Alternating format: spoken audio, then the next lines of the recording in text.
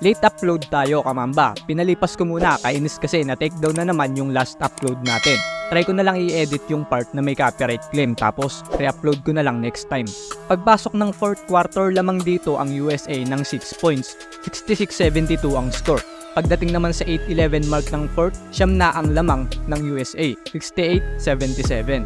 Nabawasan ng isang lamang yan after nitong isang free throw ni Lessort, pero hindi rin nagtagal ay binawi yan ni Holiday. Triniple pa yung bawi matapos itong tres niya, 11 na ang lamang nila. 6:29 baba sa 10 ang lamang ng USA matapos makashoot si Wemby ng isang free throw. Tumapyas pa ng 2 points ang France matapos itong tira ni Yabusele. 8 na lang ang lamang pero agad nilang binalik sa 10 ang kanilang kalamangan dahil sa dakdak na ito ni LBJ. Saktong 5 minutes nakashoot pa ulit ang France. Dito, baba ulit sa 8 ang lamang. Pero sa next possession, nakapag-commit si Lebron ng turnover. Pero tila dinapuan ng malas ang France dahil yung next 2 possession nila, turnover. 74-82 pa din ang score. Ganon din ang USA nakapag-commit ulit ng isa pang turnover.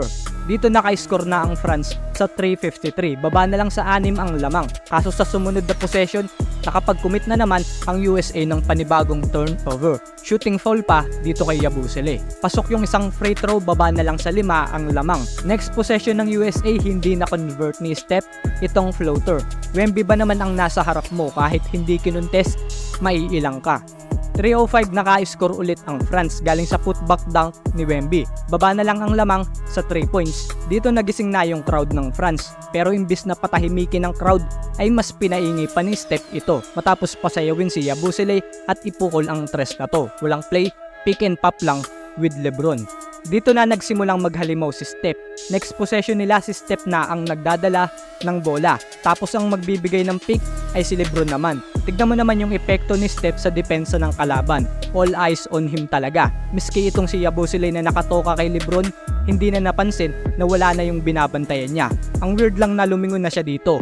Obvious na wala na dyan si Lebron, pero hindi niya napansin na nasa block na to. Lumingon ulit yan for the second time nung in motion na si Steph para tumira ng tres. Tapos saka lang siya pumunta kay Lebron, pasok ulit itong tres ni Steph. Sa last possession ng USA sa pick and roll ni Steph at Lebron, hindi nag-switch itong si Batum at Yabusele. Pero this time sa pick na binigay ni Lebron, nag-switch na sila.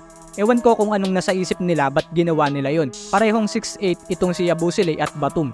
Pero mas lamang lang si Yabusele ng 0.01 meter sa height. Siguro mas makakasabay lang itong si Yabusele kay Steph compare kay Batum kaya nag-switch itong dalawa.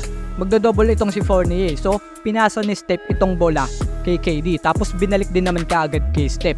Magdodouble na naman si Fournier, so binalik ulit ang bola kay KD sabay extra pass kay Devin Booker. Ganda ng baseline drive ni Booker dito. Na-attract niya si Wemby, Yabusele at Batum. Akala siguro ni Fournier kay Lebron ang pasa kaya dito ito tumakbo. Ngayon si Nando Di Colo na lang ang mag-isa dito sa ibabaw. Cover si Steph at KD. Para kay Steph pala yung pasa. Nagawa naman niyang makahabol kaso peke pala to. Libre tuloy si Steph para ipukol ang tres na to. After neto nilabas si Steph kapalit ni Holiday for defense purposes. Pero pagbalik naman mapapamura ka na lang talaga. Dito ang bumabantay kay Steph ay si Batum tapos kay KD ay si Yabusele. Magbibigay ng pick itong si KD kay Steph. Bala kasi nilang kunin yung switch kaso masyado pang maaga yung pick ni KD kaya walang action na nangyari at bumalik lang din yung mga bantay nila. Sa second attempt ng pick ni KD, dito na nila nakuha yung switch. Target talaga nila itong si Yabusele for match-up purposes. Kaya ang ginawa na itong si Batum ay nag-double.